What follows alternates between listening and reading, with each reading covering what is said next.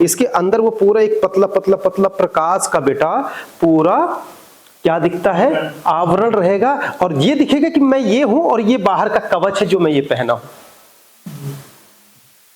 इसको हमें समझना है और करना है साधना के माध्यम से। कोई इसमें तामझाम नहीं है, कोई जादू ताकत नहीं है, कोई चमत्कार नहीं है। साइंस भी इसको मानती है, आप भी मानते हो, और ये हर इंसान के साथ है। जो इंसान जिंदगी में कभी पूजा पाठ न किया हो, कभी भगवान को न माना हो, उसके साथ भी यही अवस्था है। ठीक है ना? हम पूजा पाठ इसमें पॉजिटिव एनर्जी को एक्टिव करते हैं, जनरेट करते हैं, ताकि हमारे अंदर सकारात्मक ऊर्जा आए, सकारात्मक ऊर्जा का प्रवाह हो। ठीक है ना? इस तरह से ये बात समझ में आ गई। कितनी बातें हमने, कितने बॉडी बता दिए आपको? 3 बॉडी। भौतिक शरीर, सूक्ष्म कारण, भौतिक शरीर के बाद कारण शरीर, ये ट्रांसपेरेंट बॉडी जो इसके अंदर एक इलेक्ट्रिक पावर के एक परछाई जैसे है, और फिर ये हो गया सूक्ष्म शरीर, सॉरी ज्योति प्रकाश रूपी, है ना? और इसके अंदर जो पॉइंट है ये सूक्ष्म शरीर।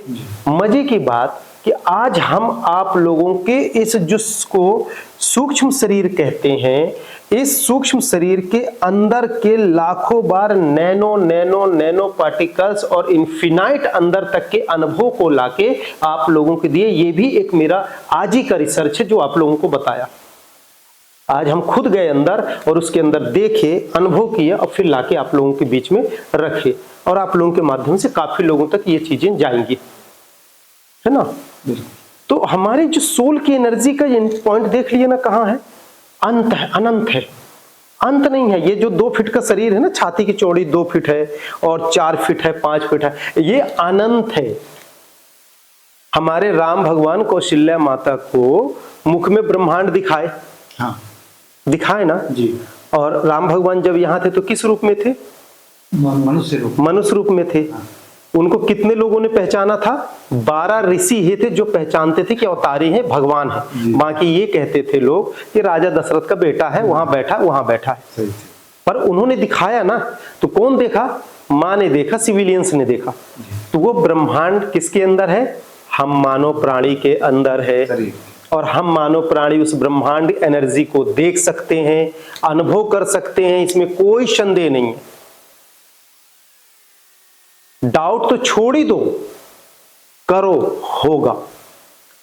कृष्ण भगवान ने यशोदा माता को ब्रह्मांड मुंह खोल के दिखाए, है ना जी। तो कैसे दिखाए? वो तो छोटे से बच्चे थे ना। भगवान आप और हम बाद में जाने, जब प्रकृति का कार्य करने के लिए कोई देवता, कोई भगवान अवतार रूप में, मनुष्य रूप में आते हैं, तभी कार्य होता है। यदि मनुष्य रूप में नहीं आएंगे, कार्य नहीं होगा। इसलिए इस रूप में आते हैं और कार्य को करते हैं। तो ब्रह्मांड उन्होंने भी दिखाया।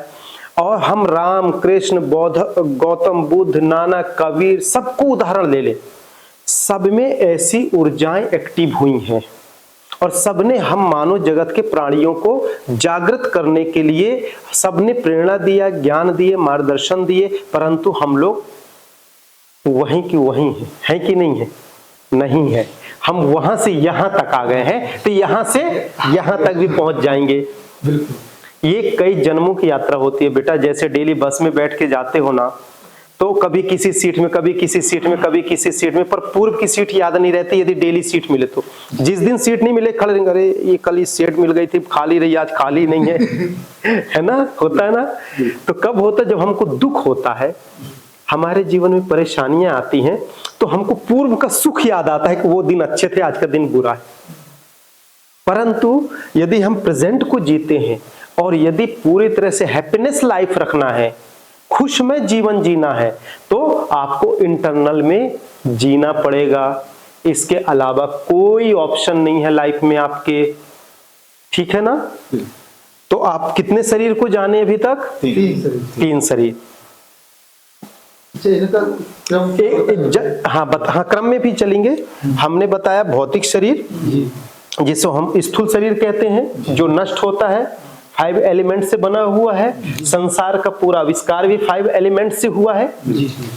फिर इसके बाद ये हो गया ज्योति प्रकाश रूपी शरीर, और सॉरी, ये हो गया कारण शरीर, ज्योति प्रकाश शरीर, फिर उसके बाद सूक्ष्म शरीर। और आज हम सूक्ष्म शरीर के अंदर के भी कई अनंत ऊर्जा को हमने एक्सप्लेन किया, जो आज तक हमने कभी नहीं किया। ठीक है, अब इसको हम यदि अध्यात्म से लेते हैं तो अध्यात्म की शुरुआत कहां से होती है?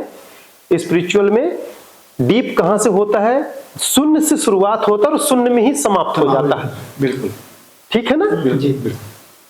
उसमें कोई विचार एक्सप्लेन और क्वेश्चन घटाना बढ़ाना प्लस माइनस कुछ होता ही नहीं है। बट हमारे जीवन में माइनस प्लस ही है, शून्य ही नहीं है। और वैसे भी शून्य जिसके आगे लग जाए तो उसका बाह बाह है, और जिसके पीछे लग जाए तो उसकी बाह बाह ही खत्म है। तो हमें शून्य को पाना है। एक से चलता है तो शून्य जाके उसमें आता। कोई जीरो से गिनती चालू करता है क्या? नहीं ना, एक से करते हैं ना। शून्य आगे जाके लगता है ना, 9 के बाद जिस जिसमें लगता जाता है उसकी पावर बढ़ती है। तो हम जितनी शून्य रूपी ऊर्जा, ये राउंडिंग रूपी ऊर्जा, पॉइंट रूपी ऊर्जा को जितना फील करते जाएंगे उतना हमारे लाइफ में ब्राइटनेस होती जाएगी, चमक आती जाएगी, सक्सेस होते जाएंगे, हमारा जीवन बहुत आनंददायक होगा। ठीक है ना जी। इसके साथ आज हम आपको इस शरीर के साथ एक शरीर और बताएंगे जो बहुत इंपॉर्टेंट है, जो हमारे महाभारत में, रामायण में बड़े बड़े ऋषि मुनि और उस समय के आम इंसान भी करते थे। महाकारण शरीर। जब ये हमारा एस्ट्रल बॉडी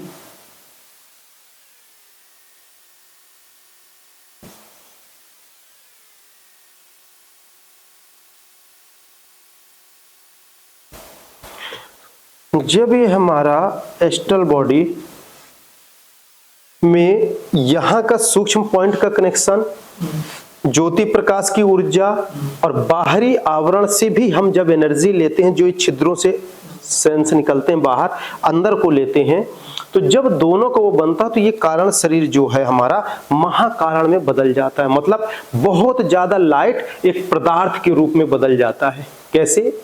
जैसे हम ग्लेशियर देखे हैं, यदि लाखों वर्ष का ग्लेशियर रहता है, बर्फ जमते जमते, तो वह किस में परिवर्तित होता है? चट्टान में।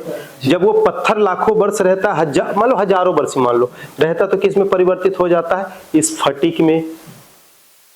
यू नो, तो बर्फ जो हाँ जी, तो स्फटिक बना, स्फटिक रूप को वह पत्थर बना, और कितना रहता? शीतल। वो तो इतिहास ही है कि बर्फ है तो शीतल ही होगा, परंतु उस शीतल बर्फ को चट्टान में जो परिवर्तित हुआ, एक फॉसिल्स मान लो उसको भी, है ना, जीवाश्म नहीं है पर एनर्जी का फॉसिल्स कह सकते हैं उसको, है ना। फिर उसको यदि पत्थर को ऐसे मारो तो उसमें चिंगारी निकलती है। स्फटिक ओरिजिनल पहचान है ना, कि यदि वो लाखों वर्ष बर्फों का वो है, हजारों में भी हो जाता है, तो ऐसे करो अंधेले तो चिंगारी मारती है। फिर वो एनर्जी कहां से पैदा हुई? उसमें इतनी शीतल में भी एनर्जी आई ना।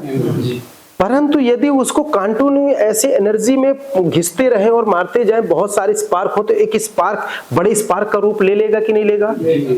उसी तरह से जब हमारी यहाँ की एनर्जी टकराव हो के बार बार करते, तो ये कठोरता में आ जाती है, और ये फिर एक ट्यूब लाइट की तरह, सलाई की तरह मोटा, ये क्या बन जाएगा? महाकारण।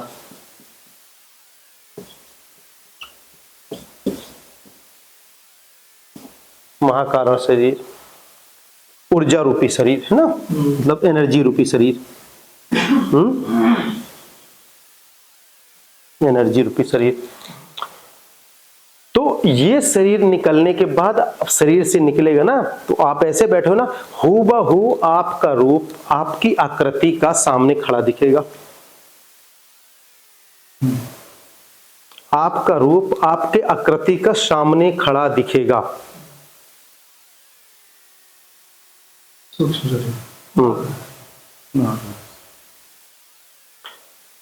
समझ गए ना? तो हमारे अलग रूप हुआ। अब एक और बताता हूं, यहां पास एक टॉपिक आएगा बहुत अच्छा है आप लोगों को, इसी से मिलता जुलता। क्या? प्राण विखंडन। प्राण विखंडन के भी कई रूप हैं। जब ये बाहर रूप आया और हमारा ही बॉडी का ट्रांसपेरेंट आ गया, पर मूवमेंट हमारा बराबर रहेगा और हम देख सकते हैं। जब उसमें बहुत एनर्जी आप इकट्ठा कर लोगे ध्यान कर करके, तो उसके कई रूप आप बना सकते हो, और कई रूपों को आप तपस्या के लिए ज्ञानगंज भेज सकते हो, सिद्धाश्रम भेज सकते हो, पाताल भेज सकते हो, ब्रह्मांड भेज सकते हो, और ब्रह्मांड के अनसुलझे रहस्य की यात्रा करके भी आके सामने खड़ा होकर बात करोगे, फिर वो आपके शरीर के अंदर प्रवेश करेगा। This is not astral travel, ठीक है। एस्ट्रल ट्रेवल वाली यात्रा वो अलग है। हम तो इतने सारे बताएंगे कि दुनिया सोची नहीं होगी कि कैसे पॉसिबल हो सकता है। ये महाकारण शरीर से जाते हैं, ये महाकारण शरीर से आप एक अलग यात्रा हो गई आपकी। हम जिसको प्राण विखंडन का नाम देते हैं, जबकि उसमें प्राण जागृत शरीर के होते हैं, तो हम एक सेल से 1000 शरीर बना सकते हैं जी। जो हमारे महाभारत और ऋषि मुनि वैदिक काल में ये होता था। अब हम महाकारण से भी यात्रा कर सकते हैं, और महाकारण यदि आपकी एक्टिव हो गई तो दूसरे को भी आपका रूप दिख सकता है। कोई जादू पादू नहीं है इसमें, दूसरा देख सकता है, देख सकता है यदि पूरी तरह से एक्टिव हो जाए तो। हाँ, प्लस उसमें आप सूक्ष्म रूप में, आप जैसे यहाँ कोई पारदर्शिता शरीर का आ जाए तो आपको आभास होगा, मेरे को दिखेगा, आपको महसूस होगा मुझे दिखेंगे, परंतु वो अवस्था आपको भी आ जाएगी कि आपको भी दिखने लगेंगे। और यदि वो अवस्था आपकी हो गई तो आपका सूक्ष्म रूपी जहां जहां तपस्या करेगा, फिर वो कारण महाकारण शरीर आपके अंदर प्रवेश करेगा, तो आप इस 60 साल 70 साल में हजारों साल की तपस्या नहीं कर सकते, हजारों साल की एनर्जी इकट्ठा नहीं कर सकते? कर सकते हैं ना। अब कई संसारिक लोग बोलेंगे उससे क्या फायदा है, तो मैं कहता हूं भैया तुमको सांस लेने से क्या फायदा, काय ले रहे हो सांस?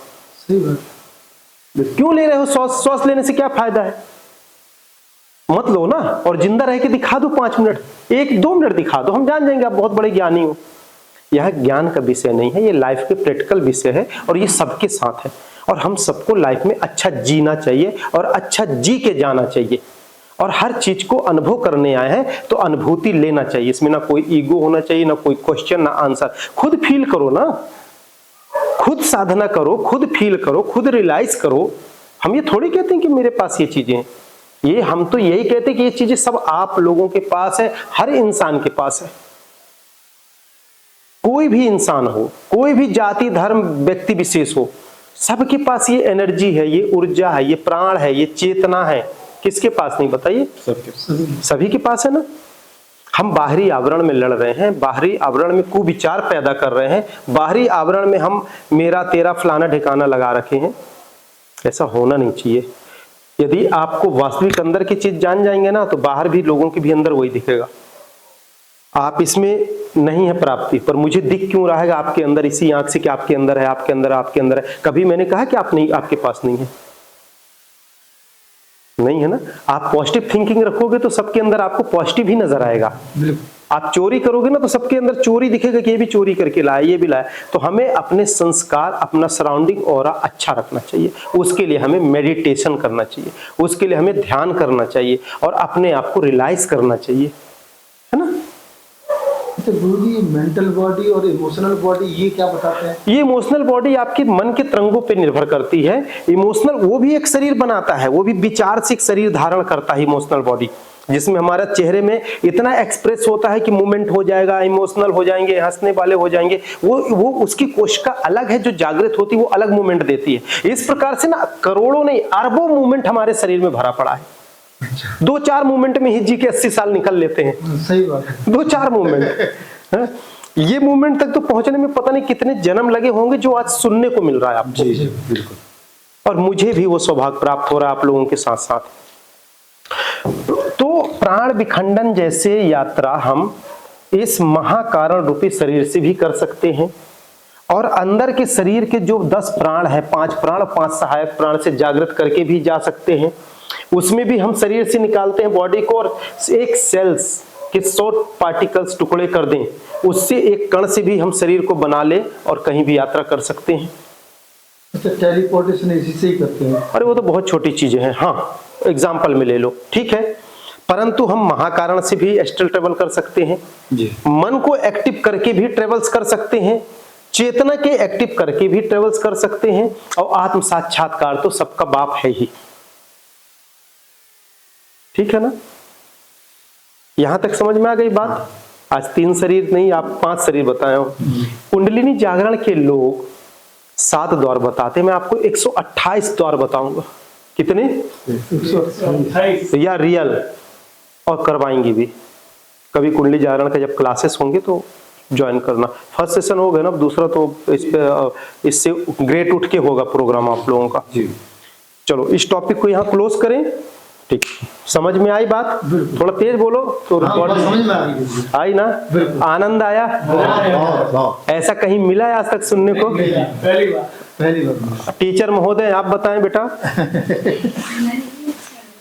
अच्छा लगा ना?